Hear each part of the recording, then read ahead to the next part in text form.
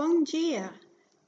Temos passado os últimos 6 meses estudando como ler e estudar a Bíblia, a Palavra de Deus, pois toda a Escritura é divinamente inspirada e proveitosa para ensinar, para redaguir, para corrigir, para instruir em justiça, para que o homem de Deus seja perfeito e perfeitamente instruído para toda a boa obra. 2 Timóteo 3, 16 e 17. Na próxima unidade, vamos fazer um estudo da Bíblia, numa forma cronológica, começando no começo, no livro de Gênesis, um panorama bíblica.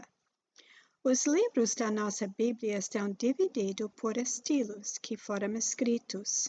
São os livros da lei, história, livros poéticos, profecias, os evangelhos, contando a vida de Cristo, e a história da igreja primitiva, Atos, e as epístolas ou as cartas escritas às igrejas ou para pessoas. Você vai notar que o conteúdo de uns livros da Bíblia acontece quando você não esperava, ou que não tinha noção de quanto tempo passou entre um acontecimento e outro, ou que o mesmo evento aparece em mais do que um livro. Vou fazer um resumo de como recebemos a nossa Bíblia. O teólogo Dr. Bancroft, em seu livro de Teologia Elementar, disse: os livros das Escrituras do Antigo e do Novo Testamento, conforme que possuímos hoje, têm sido aceitos pela Igreja durante toda a era cristã, como aqueles que compreenderam a revelação completa vindo de Deus e também que foram escritos pelos autores humanos os quais são atribuídos. O nosso texto foi escrito por 40 homens durante um período de 1800 anos, em 3 línguas, terminando quase 2000 anos atrás. Nossa Bíblia é baseada em 5.000 manuscritos nas línguas originais. É uma maravilha que não há contradições.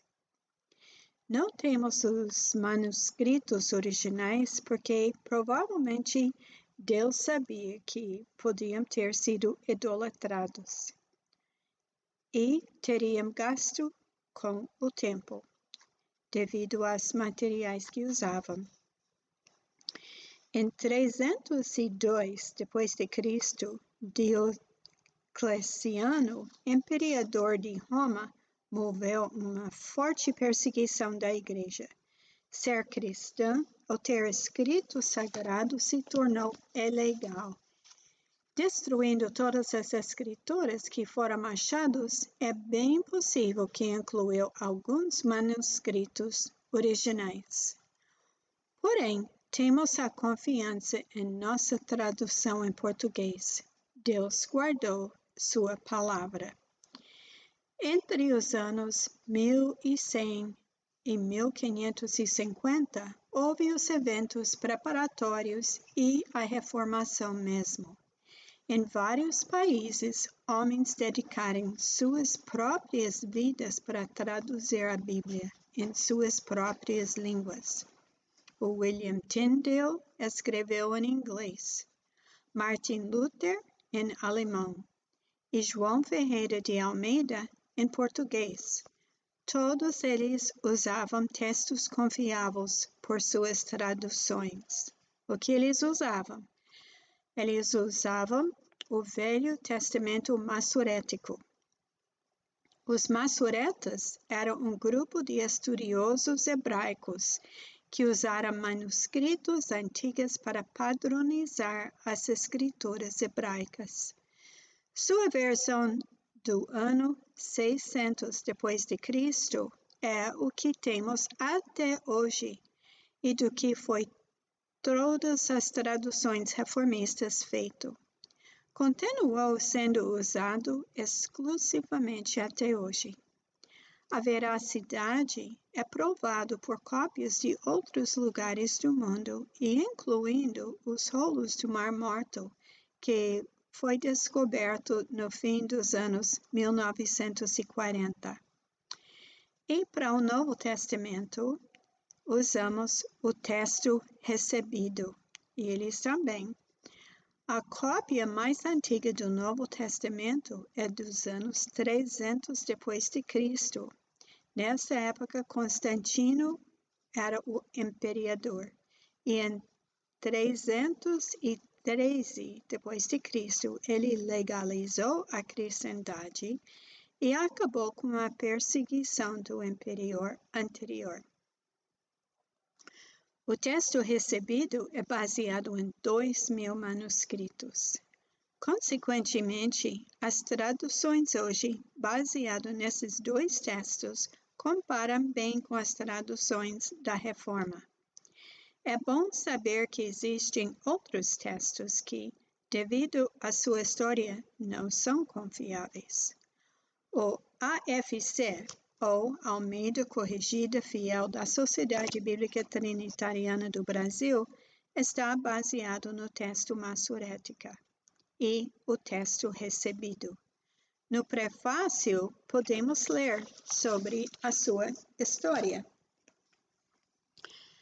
A Bíblia Sagrada, nesta versão, é resultado de mais do que 350 anos de esforços dedicados desde quando João Ferreira de Almeida começou o seu trabalho de tradução. Jovem inteligente, Almeida nasceu em Torre de Tavares, Portugal, no ano de 1628. Aos 14 anos, ele já estava na cidade de Batavia, que hoje é Jakarta, a capital da Indonésia.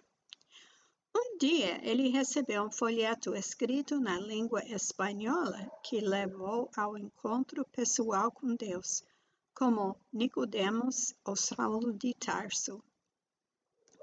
Logo, começou a pregar nas igrejas reformadas holandesas. A maior parte do povo a quem ele ministrava falava português, porque só fazia um ano desde que Portugal havia perdido o controle da região para os holandeses. No ano 1644, com a idade de 16 anos, Almeida iniciou sua primeira tradução do Novo Testamento, usando versões em latim, espanhol, francês e italiano.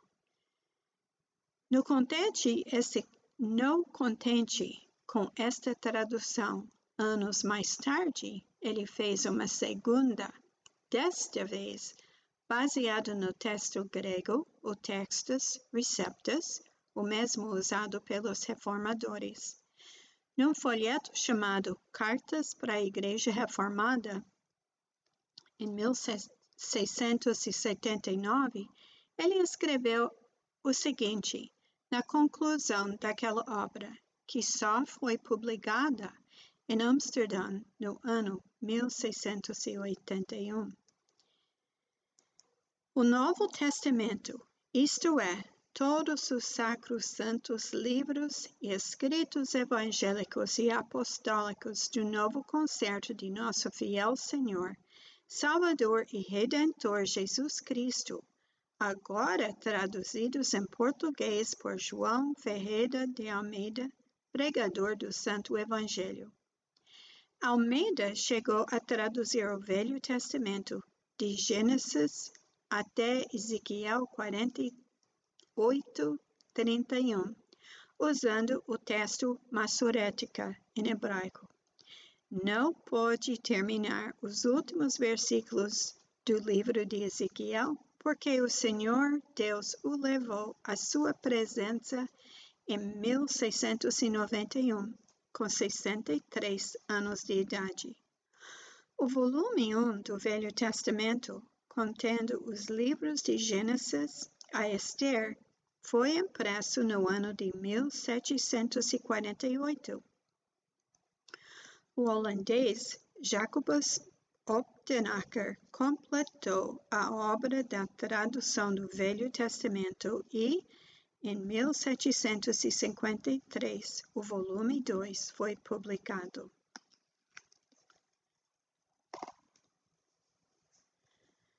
Nós vamos começar aprendendo através de uma linha do tempo, como tudo começou e o que aconteceu próximo. Vamos encontrar personagens principais que viviam durante esses tempos. Assim, você vai adquirir o Big Picture, o quadro grande, que vai ajudar você a saber, nas suas leituras futuras, o que veio antes e durante e depois. Vou dar uma olhada.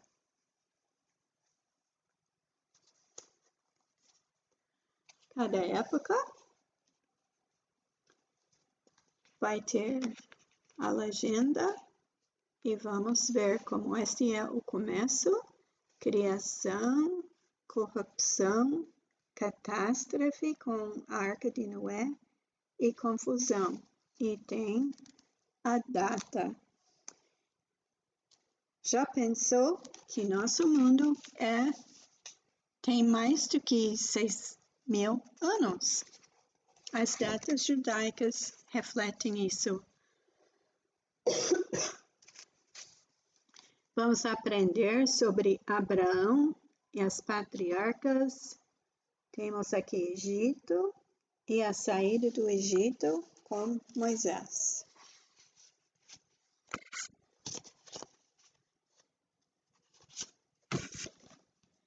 E próximo, os anos no deserto, como Deus providenciou para seu povo e todas as experiências no deserto e até os espias que foram para a terra prometida e quando o povo recusou, porque estavam com medo, eles precisavam andar para mais 40 anos no deserto.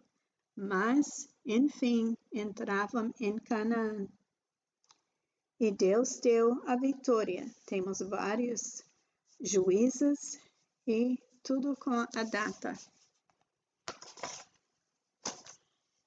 Depois temos o livro de Juízes e o início do reino, começando com o rei Saul. Esse é Samuel.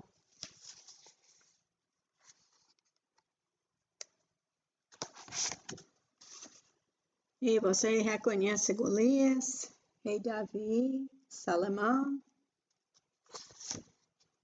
Você vai conhecer bem essas figuras. E o reino davídica.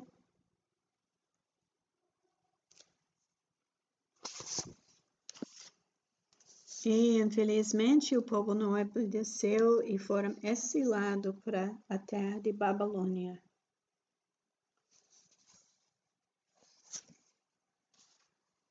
E, no Novo Testamento, temos João Batista anunciando o nascimento de Jesus. E temos aqui seu ministério.